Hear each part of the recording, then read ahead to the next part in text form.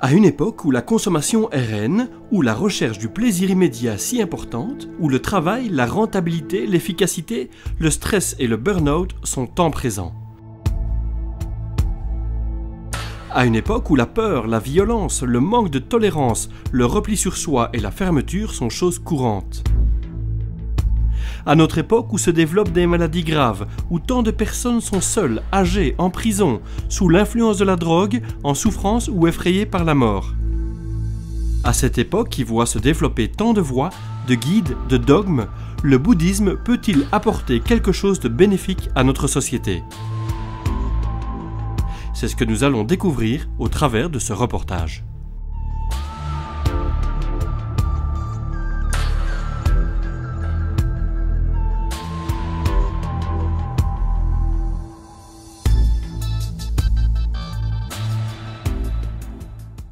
Je suis un peu gêné en entendant cette question. Qu'est-ce que le bouddhisme peut apporter? Parce que ça risque d'être un peu une question d'un consommateur avisé qui dit voilà, je vais prendre ça du bouddhisme, ça m'apporte beaucoup au point de vue psychologique, au point de vue philosophique, au point de vue... Et donc, concevoir le bouddhisme comme un trésor dans lequel on peut puiser parce que ça m'apporte quelque chose. Moi, j'aurais tendance à dire... Moi, je suis reconnaissant au bouddhisme parce qu'il a emporté un certain nombre de présomptions qui m'habitaient, d'autosuffisance, de certitude d'avoir la vérité, etc. Je crois que le progrès en vie spirituelle, ce n'est pas un enrichissement, mais un appauvrissement, un dénuement pour être plus simplement soi-même. Tout simplement soi-même, tout nu, dans sa simplicité, son humilité, c'est ça le service que le bouddhisme peut nous aider à avoir. Mijn lerares kwam uit Frankrijk, uit Parijs. Zij is naar de Verenigde Staten gegaan en heeft gestudeerd bij een Amerikaanse zenleraar, die zelf gestudeerd heeft met een Japanse zenleraar. En dus dat op zich toont al iets over hoe het boeddhisme zich over de wereld doorheen verschillende culturen verspreidt en doet opnieuw wat, denk ik, zo kenmerkend is voor de hele geschiedenis van het boeddhisme. Het is ontstaan in India. Heeft zich verspreid naar het noorden, over de Himalaya's, naar China. De zen is dan van China naar Japan gegaan en dan van Japan, Vietnam, Korea ook. Zo de oversteek naar de Verenigde Staten of naar Europa. Ik denk dat het boeddhisme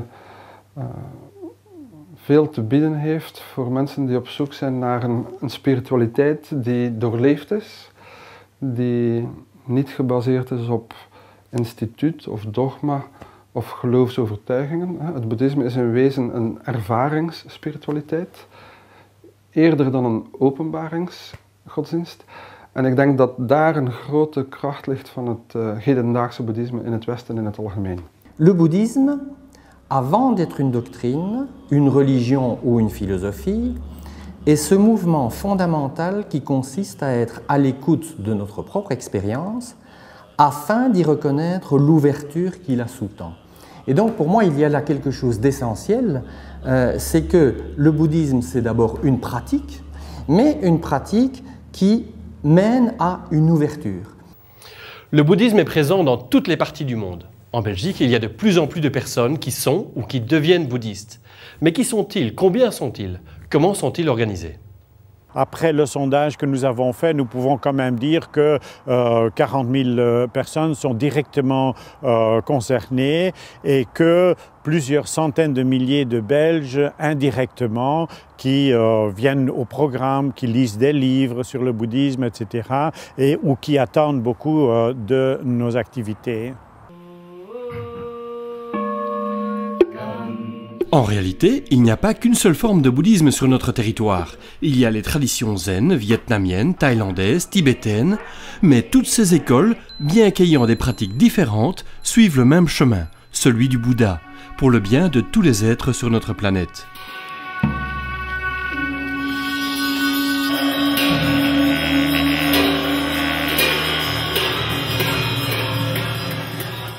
Ik ben altijd zoekende geweest naar hulpmiddelen voor mezelf, om andere mensen beter te kunnen helpen.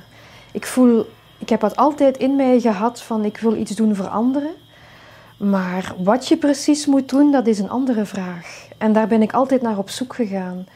En in die zoektocht kwam ik bij mijn eerste boekje van de Dalai Lama terecht. En ik las dat en ik had zoiets van, ja, wat hierin staat, dat gaat mij nu eens echt helpen om aan mezelf te werken. En ik ga hier iets mee kunnen doen voor anderen ook. Les bouddhistes peuvent pratiquer seuls à la maison, mais en général ils font partie d'un groupe, la Sangha, qui se réunit dans un temple, une pagode ou un dojo, pour pratiquer autour d'un ou plusieurs maîtres qui donnent des enseignements pleins de sagesse. Je n'étais pas partisane de venir ici, mais je voulais quand même tester. Et parce que je trouvais que c'était assez bien de le faire chez soi, sans plus. Mais quand je suis venue ici au dojo, j'ai ressenti à un moment donné, quand on était tous ensemble, dans le silence, qu'il y avait quelque chose qui s'installait au centre de nous-mêmes. Et je ne savais pas dire si c'était au centre de moi ou au centre de l'ensemble des gens qui étaient là, mais cette présence en tout cas me nourrissait beaucoup.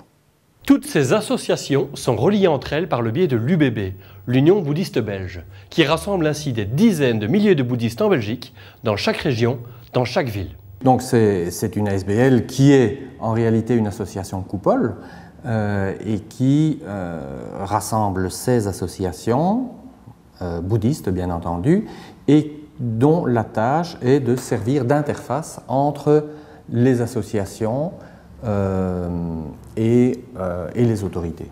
Pour l'instant, nous sommes 16 associations, mais il faut savoir que certaines, comme les traditions zen par exemple, couvrent toute une série de dizaines et de dizaines de dojos dans le pays. Donc c'est vraiment tout un réseau d'associations et d'initiatives du bouddhisme sur le terrain belge. L'UBB a donc plusieurs objectifs. Le premier est d'assurer le lien entre les bouddhistes en Belgique, entre les associations elles-mêmes et entre les associations et les autorités.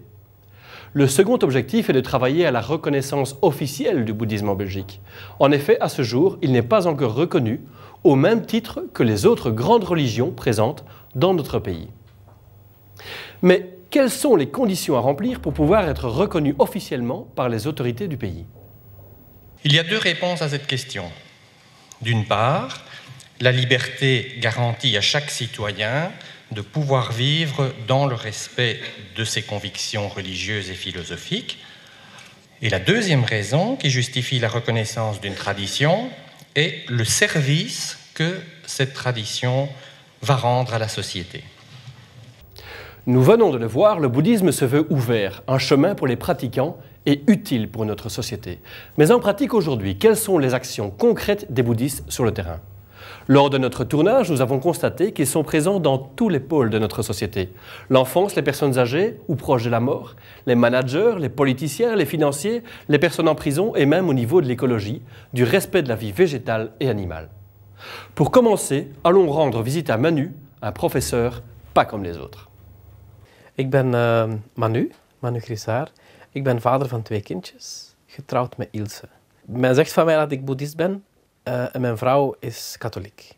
Mijn taak, en dat noemen ze een grondbegeleider, iemand die in een school voor normaal onderwijs kinderen met een handicap extra kon begeleiden. Wat voelt mijn bankzorger, dan zit je daar zo met zijn blad op en de hele tijd. Wat voelt dat van binnen? Als grondbegeleider reis ik tussen 11 kinderen heel wat scholen af. Heb ik te maken met heel wat leerkrachten, heel wat schoolculturen, heel wat directies. Verplaats ik mij heel veel. En is het elke keer een oefening van binnenkomen bij het kind en terug die rust vinden. 1 minuut. 1 minuut. 1 minuut. Gewoon. Ja? Goed. Ik ben Caroline, ik ben de mama van Caitlin. En ons dochtertje die heeft als kleutertje bij een boeddhistische leraar gezeten. En de eerste indruk die we hadden toen we binnenkwamen in zijn klaslokaal was een heel vredige, rustige indruk. Het waren allemaal kleine kinderen, maar de sfeer op zich was heel vreedzaam, heel rustig. En iedereen zat eigenlijk heel rustig op zijn plaatsje. Stilletjes aan begonnen we dan ook te horen dat Manu